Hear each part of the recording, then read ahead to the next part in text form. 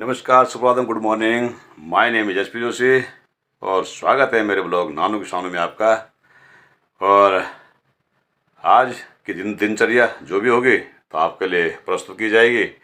तो करते हैं ब्लॉग बनाने की तैयारी और देखते हैं क्या बन सकता है आज। दोस्तों, वहीं सदैव की भांति पहुंच गए स्कूल और स्कूल जाके सबसे पहले जो मेरा काम अपना होता है अपने प्यारे प्यारे पौधों को सिंचित करना, क्योंकि वो बेचारे कहाँ जाएंगे। और आज से नया सेशन शुरू हो चुका है विद्यालय का, जिसमें बालकों का उत्साह देखते ही बनता था। और वाकई में बिना बच्चों के, बिना छात्रों के भी स्कूल जो सूना सूना लग रहा था, वहाँ अब बिल्कुल फिर दोबारा से गुलजार हो चुका है। और स्वागत है सभी छात्रों का विद्यालय में।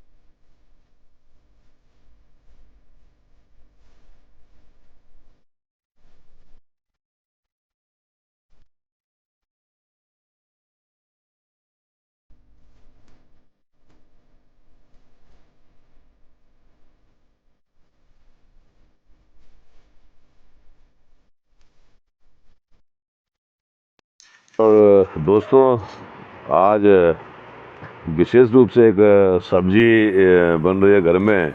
और सब्जी है चचेंडे, जो जिसको आप हमारे यहाँ लवेंडर चचेंडे दोनों चीज़ें बोलते हैं। और उसको जो सुखाए हुए, जो उसके जो सीजन होता है अच्छे खासे होते हैं, तो उस टाइम सुखा के रखे हुए थे। और अब उसको बिल्कुल पानी में भिगा के वापस ताज़ा किया गया।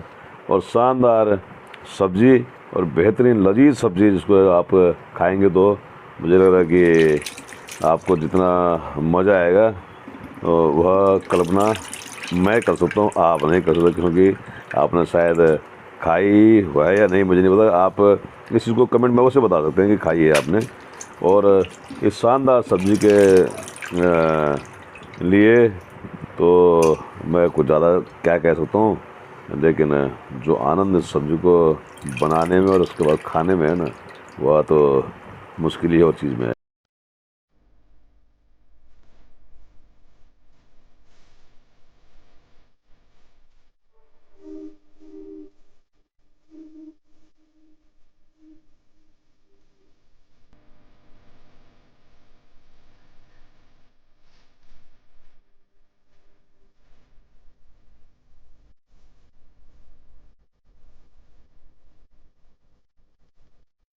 दोस्तों नमस्कार, शुभ संध्या, गुड इवनिंग।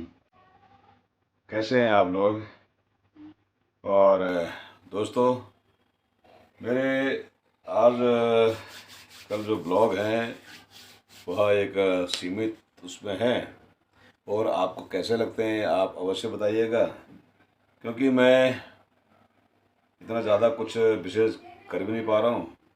खैर एनीवे, जो भी जितना भी हो पर पॉसिबल हो पा रहा है, मैं आप लोगों के लिए कोशिश कर रहा हूँ कि कुछ ना कुछ ब्लॉग या जो भी हैं वह आपको बता सकूँ, बना सकूँ आपके लिए जल्दी ही। अब आपको इलेक्शन में वोट देने जाना होगा, वोट करेंगे और जल्दी ही हमारे पूरे देश के लिए एक नया नेतृत्व चुना जाएगा। तो आप लोग अपना वोट करें, अवश्य करें। जबकि कुछ हमारे जो क्षेत्र की बात करें तो वहाँ से कुछ लोगों का ये है कि कह रहे हैं कि चुनाव बहिष्कार, और अपने विकास के लिए आप लोगों का हम लोगों का आवाज़ उठानी भी चाहिए। गंगा भोगपुर हो, डांडा मंडल हो, ताल घाटी हो, ये पूरा क्षेत्र विकास से कोसों दूर है। और शायद यही एक कारण है कि लोग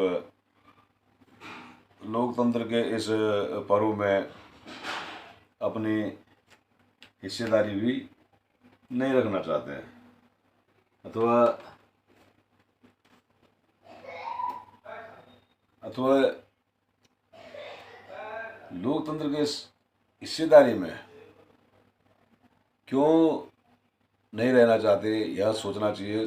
जो सामने जो प्रत्याशी हैं उन लोगों को समझना चाहिए कि जो अगर उन्होंने ये लोग इतनी बड़ी बातें कर रहे हैं और इतने बड़े बड़े फैसले ले रहे हैं, कौन नहीं चाहेगा अपने देश के लोकतंत्र में हिस्सा लेना। हर कोई चाहता है, हर कोई चाहता है कि मैं अपने देश के इस लोकतंत्र के में भागीदार बनूँ। लेकिन यदि कोई नहीं कर रहा है तो उसको सीरियसली लेना चाहिए सभी प्रत्याशियों की। मैं ये नहीं कह रहा निर्दलीय हो, चाहे कोई बड़े राजनीतिक पार्टी से या छोटी राजनीतिक पार्टी से, ये कोई महत्व नहीं होता। प्रत्याशी सारे बराबर होते हैं। वो अलग बात है किसी के पास धन बल ज़्यादा होता है, किसी के पास कम होता है। लेकिन सच्चाई यह भी है कि सच के साथ लोग चलते भी हैं, लेकिन साथ ही जो लोग पीछे हट रहे हैं उनके बारे में हमें सोचना चाहिए कि वो ऐसा क्यों कर रहे हैं, या उन्होंने ऐसा करने का सोचा क्यों। हमारे देश में लोकतंत्र पूरे विश्व में सबसे बढ़िया माना गया है, और यदि सबसे बढ़िया माना गया है तो स्पष्ट है कि कहीं ना कहीं कुछ ना कुछ कमी होगी, तभी तो कुछ ना कुछ कमी होगी, तभी तो कुछ ना कुछ बात रही होगी। जैसे गंगा पोखर में तटबंध हो गया, बीन नदी पुल हो गया, पार्क की वजह से कितने लोग परेशान हैं, वहाँ पे पार्क में कितनी समस्याएं हैं, उन चीज़ों में देखना चाहिए। साथ ही डांडा मंडल के लिए जब आप गंगा भोगपुर से डांडा मंडल जाएंगे तो जंगली जानवरों के बीच से जाना पड़ता है, जंगलों से जाना पड़ता है। रोड ऐसे नहीं है कि यदि कोई मान लीजिए कोई जंगली जानवर आपके पीछे पड़ा भी तो आप भागेंगे भी कैसे, क्योंकि गाड़ी ऐसी चलने लायक है नहीं कि वहाँ पे चला पाएँ। वहीं आप डांडा मंडल में जो चिकित्सालय है वहाँ की स्थिति देख लीजिए, इंटर कॉलेज हमारे क्षेत्र में उनकी स्थिति देख लीजिए, उनकी स्थिति इतनी बुरी क्यों हुई है। वो लोगों के लिए प्राइवेट स्कूल से भी ज़्यादा वो पढ़ रहे हैं। तो ये परिस्थितियाँ जब आती हैं तो कहीं ना कहीं समस्या होती है तो ही आती है, अन्यथा किसी को तो शौक नहीं है अपने इस बड़े लोकतंत्र में अपने आप को दूर करना या दूर रखना।